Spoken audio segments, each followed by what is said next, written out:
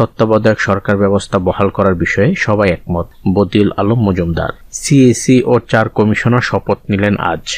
ঢাকার বিভিন্ন সড়ক অবরোধ করেছে ব্যাটারি চালিত রিকশা চালকেরা। নির্বাচন ব্যবস্থা সংস্কার কমিশনে না ভোট সহ 3 প্রস্তাব ইলিয়াস কাঞ্চনের। অবাধ, সুষ্ঠু ও গ্রহণযোগ্য নির্বাচন উপহার দিতে চায় সিএসি। তারেক রহমানের নামে মামলা প্রত্যাহার হচ্ছে না কেন, প্রশ্ন ফারুকের।